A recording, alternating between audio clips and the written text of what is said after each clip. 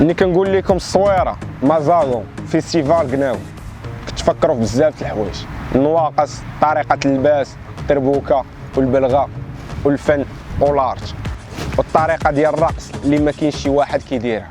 هنا في كندوي لكم علاش فيستيفال قناوه اللي هذا الوقت بادي فيستيفال في الصويره، بالضبط في باب مراكش في الصويره 22 شهر 6 2023.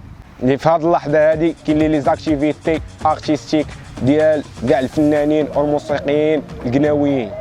وبتعريف عام هذا الحدث او ليفيرمون كيدار غير كل عام، وهذه عامين ولا 3 سنين بسبب الظروف اللي كنا كنعيشوها في كورونا ما قدرناش ننظموه، والناس المسؤوله على الانتاج ديال هذا الحدث هذا ما قدروش ينظموه نظرا للاسباب ديال الجائحه ديال كورونا. وهذا العام رجع في واحد الحله جديده فيه بلانات جداد.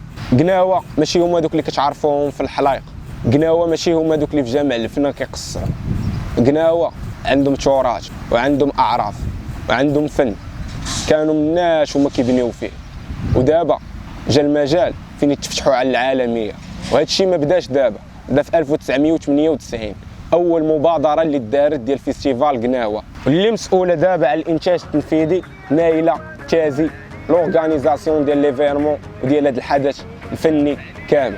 وعلى هذا الاساس اعترفت اليونسكو بانه قناوه ولات من ضمن التراث الفني الغير المادي للمغرب، وهذا الشيء اللي متعلق بينا حنا وشنو كنعيشوا وثقافتنا وبلادنا وداك الشيء اللي كنديروه والحاجات اللي كتميزنا على البلدان الاخرين. النواقص طريقه اللباس والقنبري والرقص اللي كيبان لك شويه في شي شكل بحال مسطي ماشي مشكل، عرف خبارك راه كاين اللي هو بالفن وبالموسيقى وبالتعبير مبلي. كاينين شي ناس موسيقيين فطريين عزيز عليهم الفن، هاد الناس هادو هما اللي كيكونوا في هاد الفيستيفالات. فيستيفال قناوه اللي كيدار في الصويره بالضبط باب مراكش، واليوم راه بادي في هاد اللحظه اللي كنصوروا فيها دابا هاد الفيديو هذا. هاد ليفيرمون هذا ما بداش هكاك، وهذا الحدث هذا ما دارش على قبل الفنانين والموسيقيين المعروفين، هو في الاصل دار على قبل دوك الناس اللي كيعانيو من التهميش سواء من جهات ولا من الماتريال ولا فين غادي يقدروا يقدموا داكشي اللي باغيين يقدموا سواء فن سواء تعبير. هاد الناس هادو خداو بيدهم وكرياو البلاصه فين يقدر بنادم يعبر على الفن ديالو، والفن القناوي خصيصا هويتنا ثقافتنا بلادنا.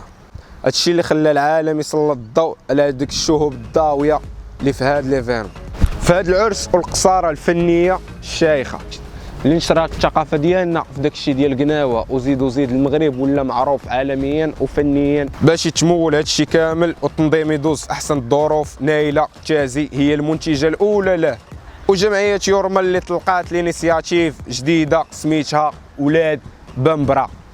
لنهار الجمعه والسبت غادي تقام مسابقات حول الشباب الموهوبين اللي غادي يكونوا حكام ولجنات فنيه اللي غادي يحكموا، وغتكون هذه المسابقه نهار الجمعه والسبت، ونهار الاحد غيعطيو النتائج بالنسبه للرتب الاولى اللي غادي تاخذوها الفائزين، وغتكون كذلك جوائز اخرى. داكشي علاش كاينين دي بارتونير ولا بد داعمين وشركاء لهذا الحدث، منهم دوزام الاولى سي اي اش 360 دوغري لو سي بي سيدي علي ميدي 1 لوزين وزيد. وبحال التظاهرات كيبغيو بيدجي كبير لا من ناحيه لورغانيزاسيون ولا ليفينمونسيال ولا الماكله ولا اي حاجه بانت لك خاصها تكون في داك ليفينمون الفني.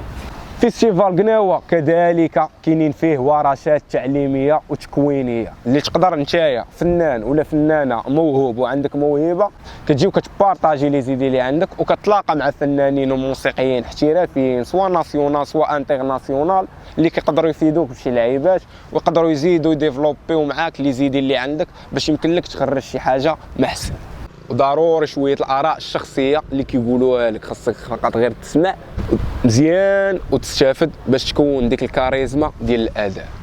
فهد شمسي كاين فيستيفال قناوه مؤطر ومشرف على ورشه ديالو اللي سميتها القراقب والرقص القناوي، وورشه من عالم اخر العالم اللاتيني. فيستيفال قناوه ورشه ايقاعات ارجنتينيه والتغييرات المغاربيه مع ميسي مولاها ميلينو غاراي اللي جا من الارجنتين للمغرب على قبل هاد ليفيرمون هذا خصوصا باش يحضر مع المغاربه ويشوف قناوه ويشوف بزاف اللعيبات ويقدر يبارطاجي مع الناس من بلاد اخرى. باقي ما يتزاد، ولكن حتى الفيديو الجاي، والفيديو الجاي غيكون حول المعرض ديال الذاكره اللي غادي نطرقوا فيه الماضي شويه وغنرجعوا شويه للوراء وغنعرفوا شنو كان كيوقع في الدومين الفني وفي الدومين ديال التعبير وفي الدومين ديال الحريه الفكريه. المهم بقاو مترقبين الفيديو الجاي ان شاء الله. نتمنى هذا الفيديو يكون عجبكم. الا عجبكم غنكون راضي اكثر وغادي نكون موتيفي اكثر باش نزيد نكري دي فالور وسط هذا المجتمع هذا. كل واحد يقدر يكري الفالور اللي باغي يعطيها واللي باغي يبارطاجيها. السلام عليكم.